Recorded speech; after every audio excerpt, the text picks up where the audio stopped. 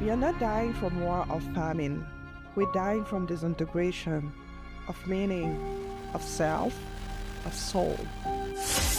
We are fractured by choices, flooded with voices. But what if the fracture had a cause?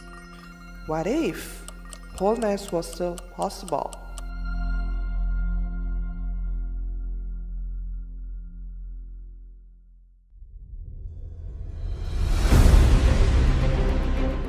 They said, "Let there be reason," and so we cast God from the garden. The French Revolution burned churches and crowned reason on the altar. Man is born free, but everywhere he is in chains. The church is the great heresy of liberty. What is liberty if it tears you from your origin? I became to myself a place of great unhappiness. The French Revolution started with an uprising against the deep injustice, inequality, and the unchecked power of the church and the nobility. So Enlightenment ideals like secularism and that was quickly replaced by the cult of reason.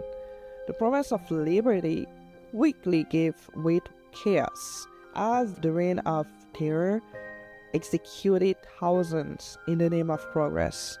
What emerged from that was not true freedom, it was a fractured society. A society that was trying to get rid of its spiritual roots. So in trying to liberate the soul, it forgot what the soul was for. They killed the king and they exiled the father, but in rejecting him, we offend ourselves.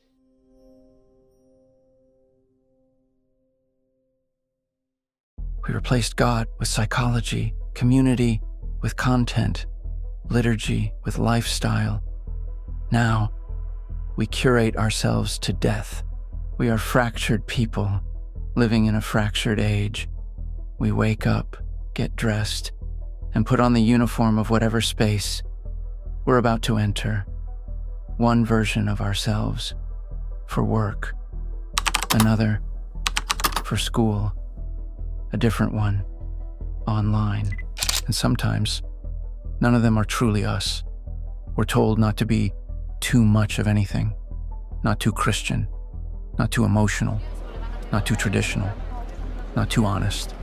So we shrink, slice ourselves into digestible pieces, censor what we believe, filter what we feel. We live with this inner tension, like a soul pulled in opposite directions, performing, adapting, hiding, and the cost, a kind of spiritual schizophrenia, where the body shows up, but the soul stays silent.